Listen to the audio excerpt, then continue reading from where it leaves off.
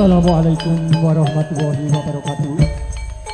Alhamdulillah wa syukurillah wala haula wala quwata illa billah. Amma ba'd. Sagunging para sutresna seniman seniwati Citra Kawi ingkang tansah kinurmatan. Sugeng pepambian kalian kawula sakatan. Saking paguyuban kesenian topeng lureng jalu ireng ingkang saking mijil saking dusun Narangan. Ingkang dalu menika badhe atur panglipur wonten ngarsa panjenengan sedaya. Salajengipun para seniman seniwati Sutrisno Budaya Jawi makayutan kalian pentas seni wonten dalu menika minangka derek mangayu bagya saking panjenenganipun Mas Danang saha Mbak Putri ingkang wekdal seminggu sepeter tasakuran wali matur hitan panjenenganipun putranipun ingkang asesilih Muhammad Habibi Yahdan Prasetyo ing mugia ingkang kembali samangke putra ingkang sampun pinhitanaken sageta kedutaken sampun bekta dasar agama nusa lan bangsa. Para seniman Sutrisno Budaya Jawi ingkang tansah kinurmatan ing babiling samangke anggenipun para kadang saking kesenian topeng lureng jalu ireng anggenipun ngatur wonten beksa kirang saha boten meranan wonten pangalih panjenengan sadaya ing mriki kawula sakatan tansah anyadong ing pangapunten dhateng pepindhang ewasana sugeng dalu sugeng hamresani ngantos paripurnaning ing sakmati nuwun matur nuwun. Assalamualaikum warahmatullahi wabarakatuh.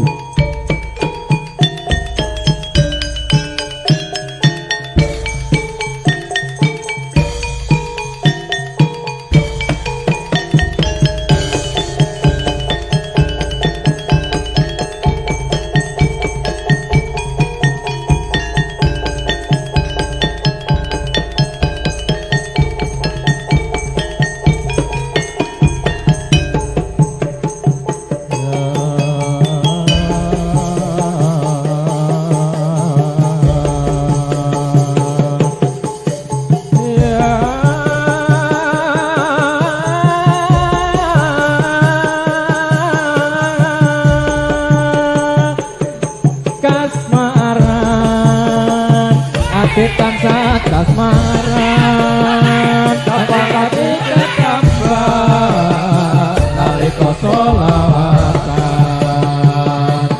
kasmaran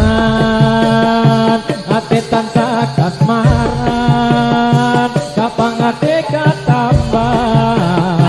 nalika selawatan ketambah nalika selawatan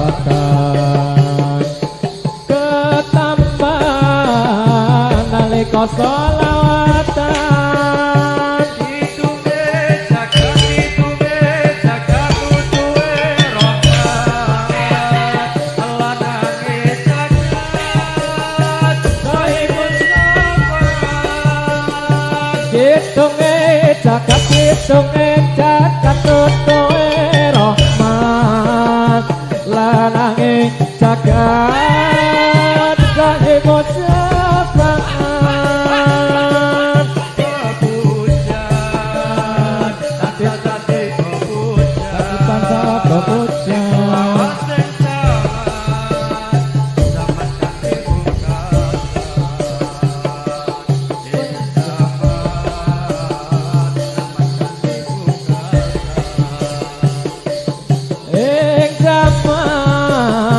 zaman kanthi pungkasan kitunge jagat tutuhe rahmat lanange jagat sahipun syafaat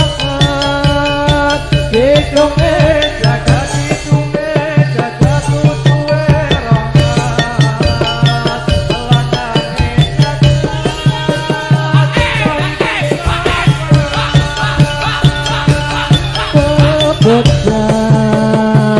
Sati tangkap bocah ing selawase zaman kanthi pungkasan bebocah Sati tangkap bocah ing selawase zaman kanthi pungkasan zaman kanthi pungkasan zaman kanthi pungkasan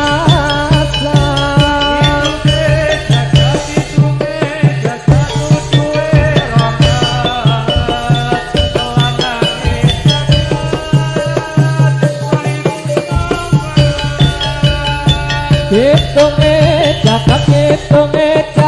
tutuhe rahmat lanange jagat jae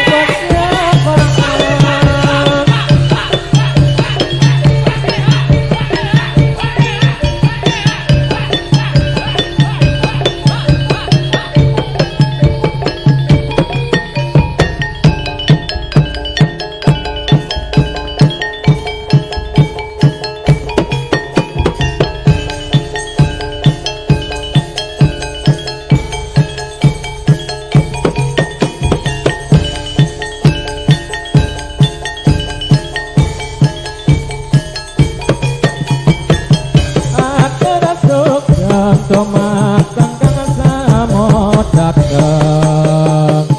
amretani pada keloro pecapang malang-malang ampun nyatet ngaming lekang mondak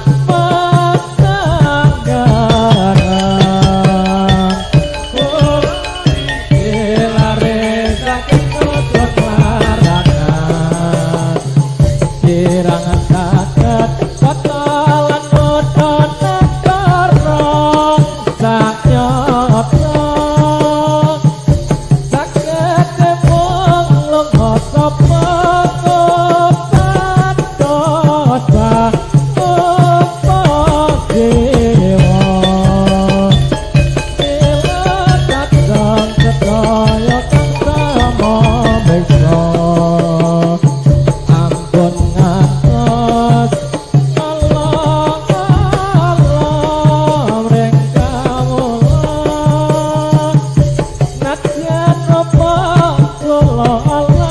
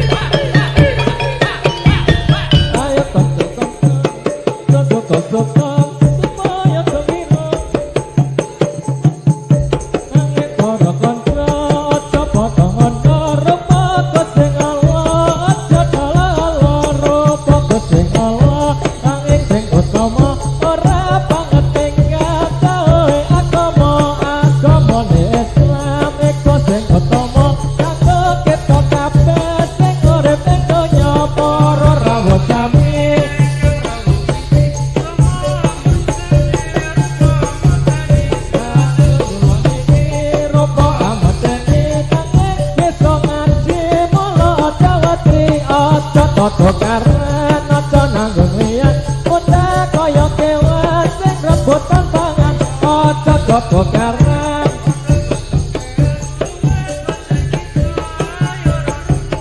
kata sampun cekap matur kawula apa menali lepas nyuwun kangapura lan oleh kawula takon pamirsa sampe nyat-nyat mangke damel siat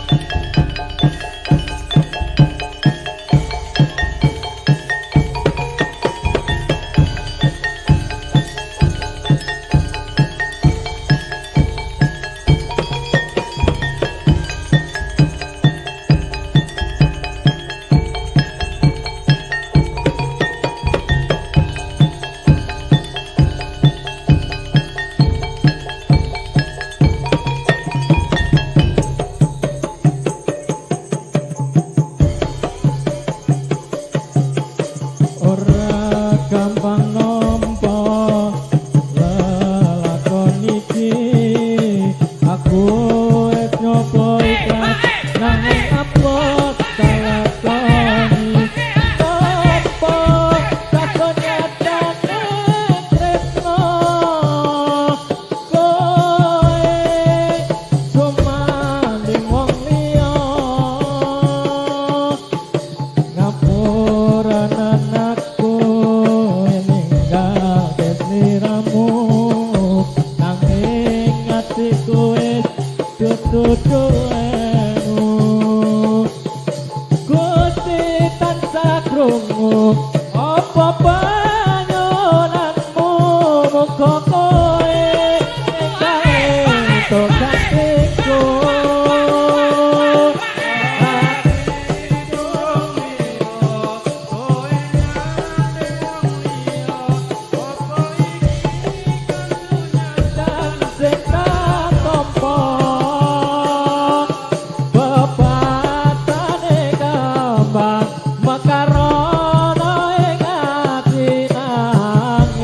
Dudu aku sing duweni wis cukup laleno timbang atimu lara perkara tresno ra bisa dipaksa atiku percaya yen kowe masih bisa nglilake aku sumadeng wong liya ora gampang nampa lelakon iki aku wis nyoba ikhlas nanging apa kalakoni apa kasonyatane tresno koe sumanding wong liya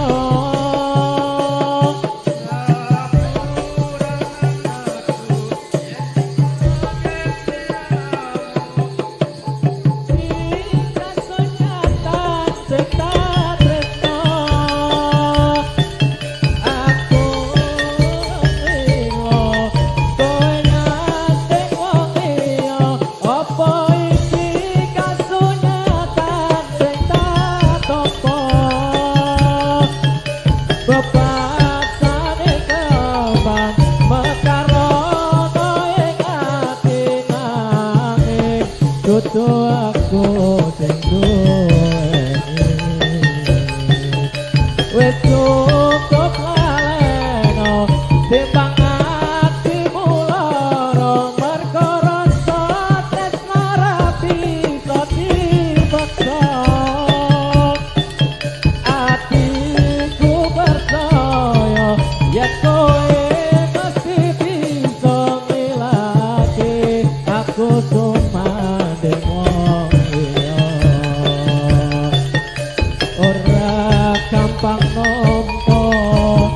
lelakon iki aku wis nyoba ikhlas nanging apa kalakoni apa kasonyatane tresno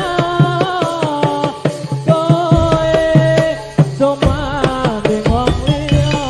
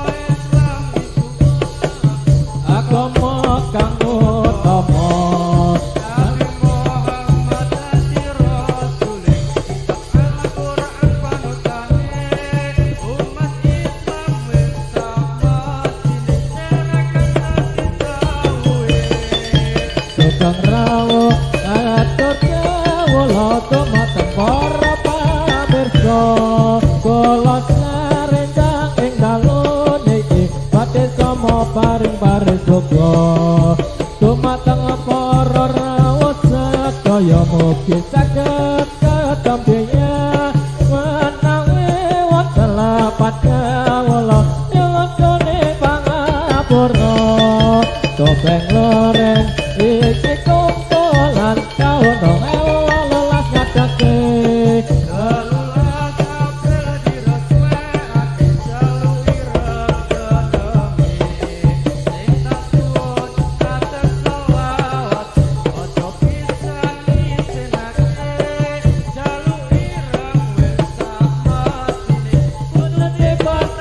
ngadake topeng loreng iki kumpulan pamoto manut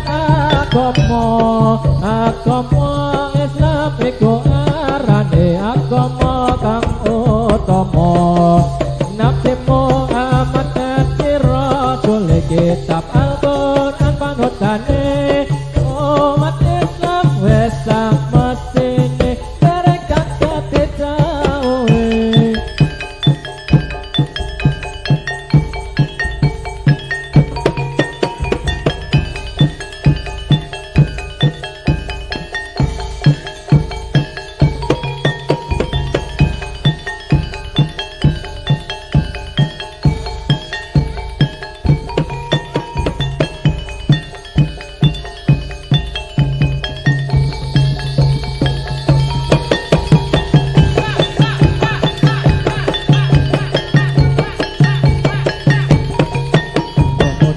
susun larangan sing rupane Allah aja dialala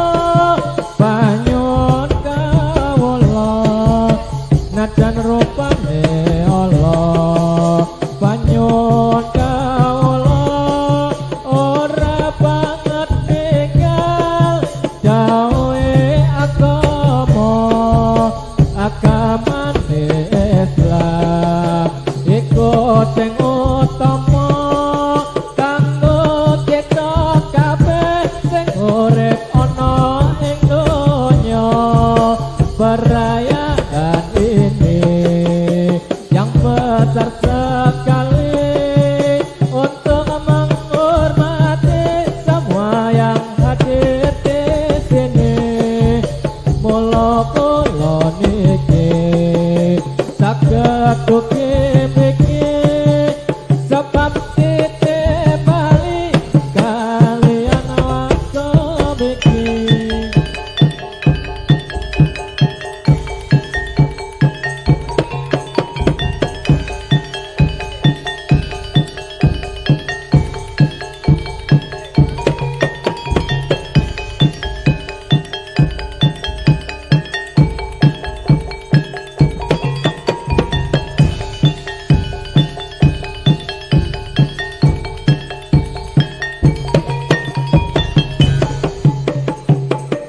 panjenyoto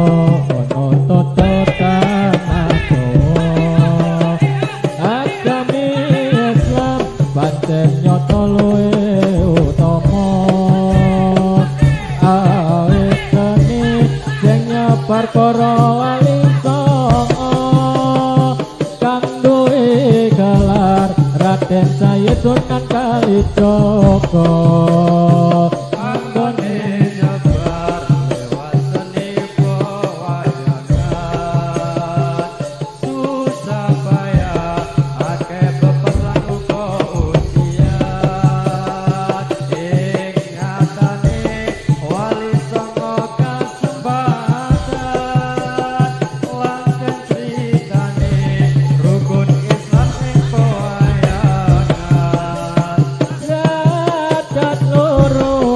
gambarke putra dewa salat kang kuat sing gambarke Werkudara kang bisa ngrampungi padaran ajaran agama nalika lagi perangan tempur Bratayuda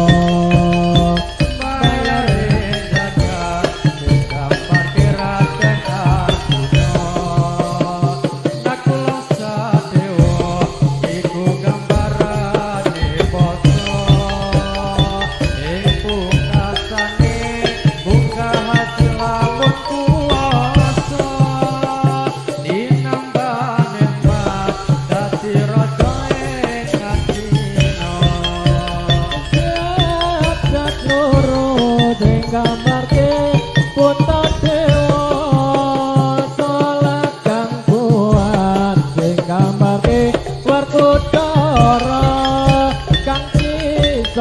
ngrampungi padaran ajaran agama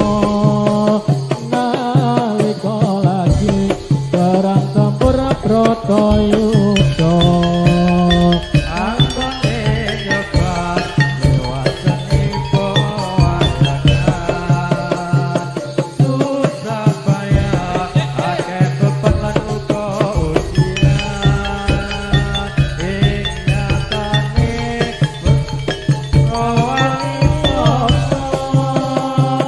tinambah nikmat dadi raja ing atina cacat loro sing gambarke puntut dewa salah kuat sing gambarke ora kuto kang bisa ngrampungi bantaran ajaran agama nalika lagi perang tempur Bratayuda.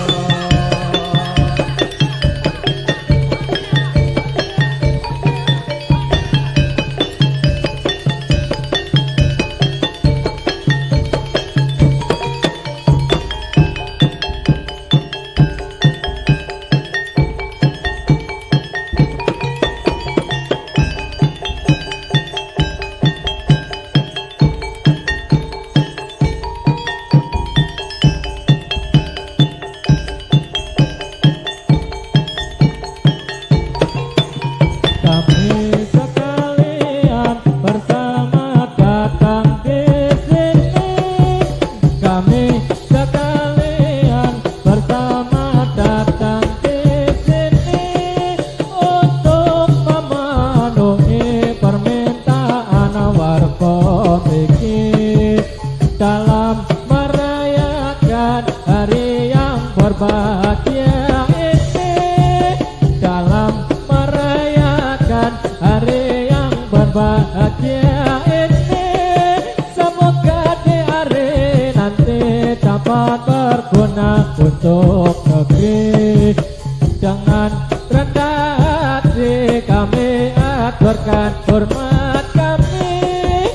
Jangan rendah hati, kami aturkan hormat kami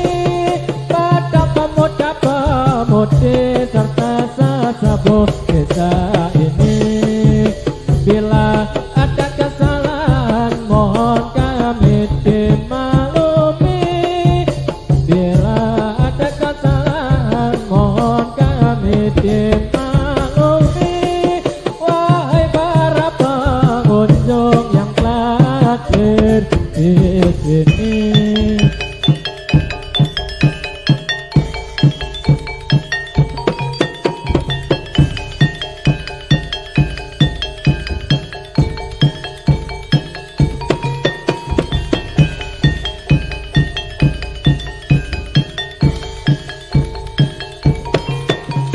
Ayo bro kanca padha olahraga supaya badane rasa kanggo ngimbangi anggone dong ibadah salat sadina ping 5. Ayo bro kanca pemudi pemuda mumpung isih padha rasa anggone padha ngudi ilmu agama aja nganteni yen wis tuwa. Mula bro kanca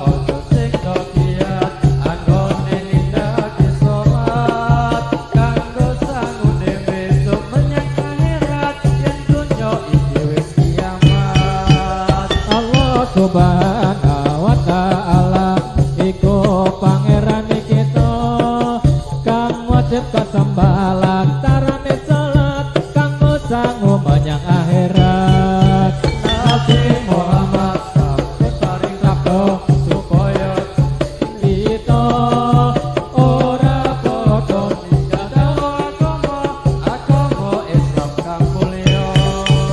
Sapa umat cipta ninggalake salat sing wis diwajibake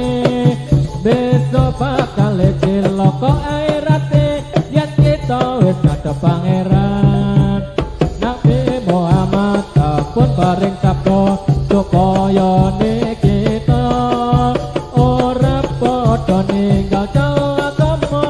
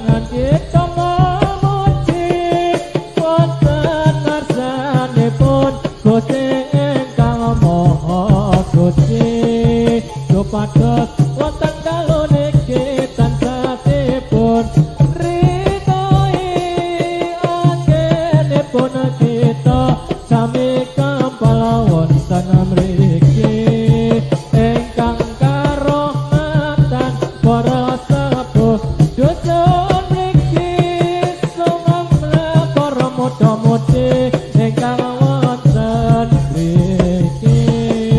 estu kula nyuwun dhateng para rawuh sami mugi sawana kula sarentang saged dipun tampi mila kula niki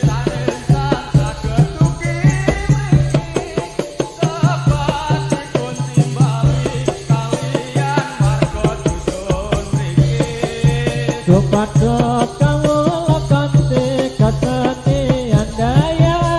niki paring suka datang para resa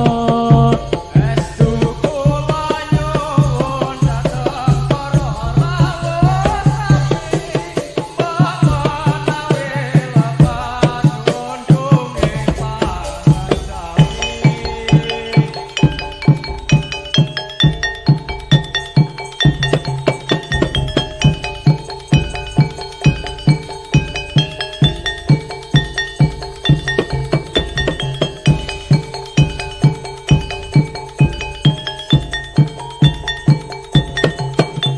atur para kanca atur pambagya sumrambang para muda sedaya monggo kita sasarangan sedaya wonten ngarsanipun Gusti kita mugi Allah ingkang maha kuwasa kersa paring widodha. Katur Bapak Ibu atur pambagya sumrambah para rawuh sedaya monggo kita sesarengan ndedonga supados wonten dalu menika kita tansah pinaringan widodha saking Allah kang mulya.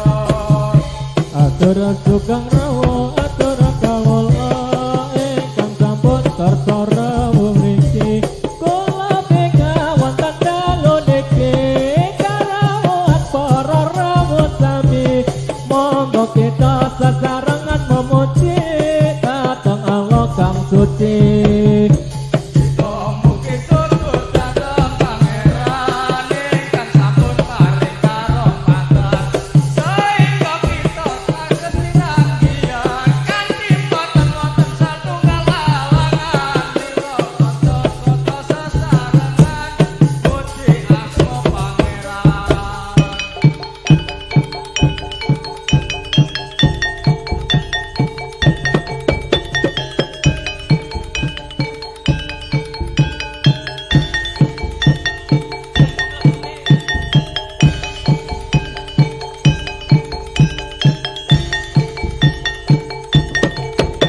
Hatiku ana limang perkara kaping pisan maca Quran lan maknane kaping pindho salat wengi lakonono kaping telu kang saleh kumpulono kaping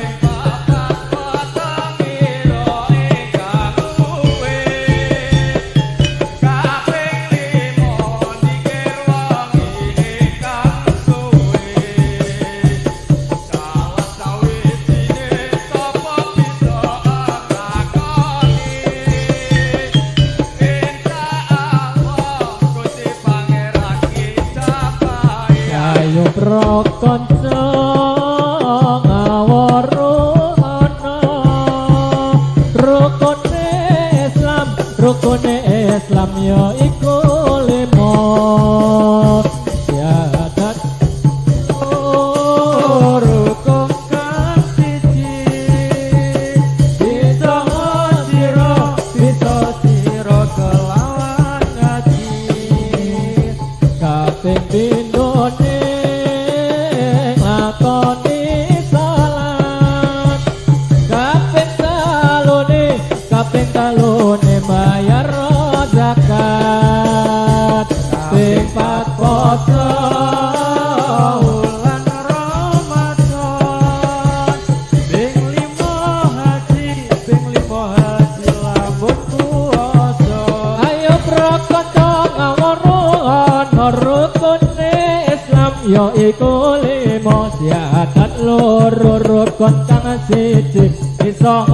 sira kelawan ngaji kaping pindho ning ngakoni salat kaping telune bayar zakat kaping pat poso wulan Ramadan ping 5 haji yang puasa ini negeri namanya Jawi kalau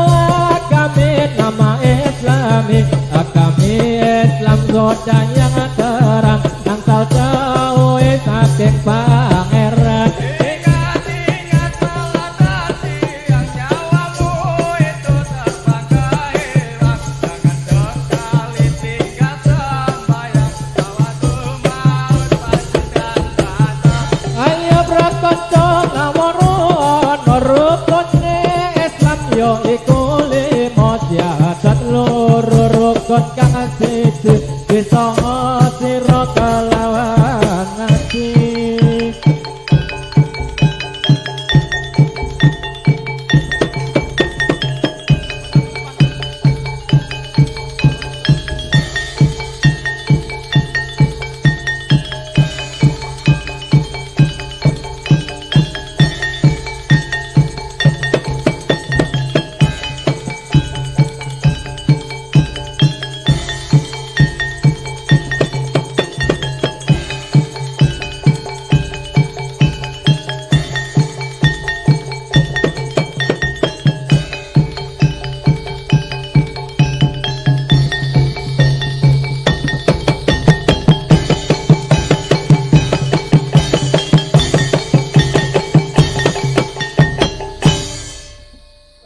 Bambang Musraino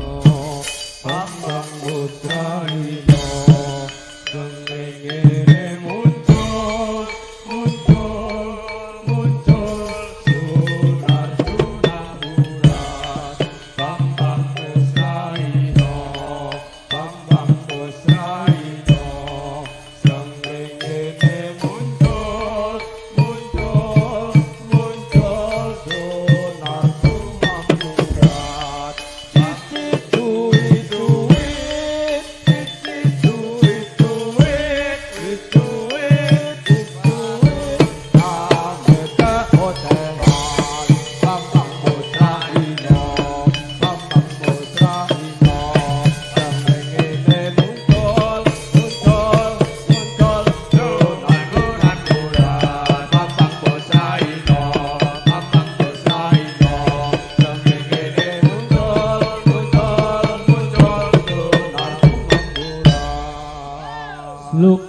Sloko pato ela siro barang solo ele payung kudu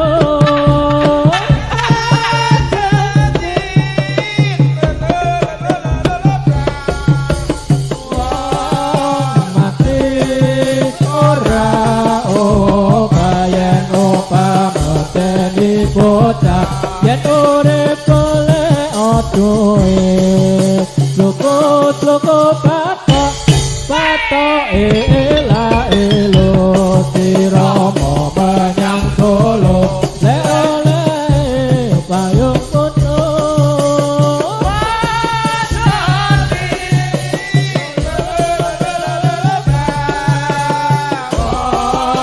mati ora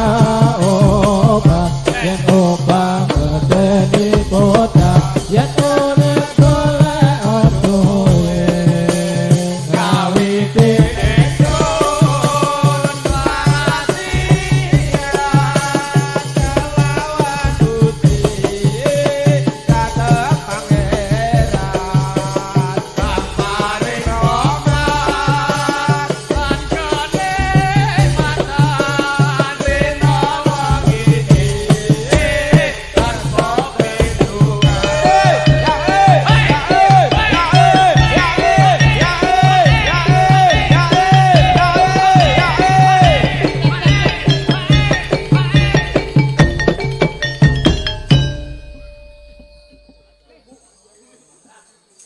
acara saklajengipun Warok putra saking Carian Ngadirjo. Wahyu apa ki? Wahyu Satrio Manunggal.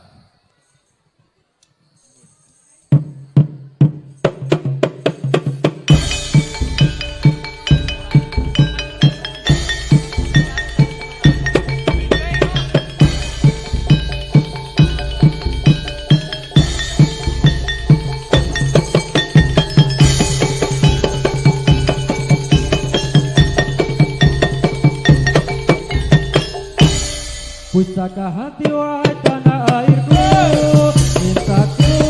dalam imanku, jangan halang nasibmu, bangkitlah hai bangsaku. Pusaka hati wahai tanah airku, mintaku dalam imanku, jangan halang nasibku, bangkitlah hai bangsaku. Indonesia engkau pandi martabatku, siapa datang mengantarmu dan binasa di bawah durimu.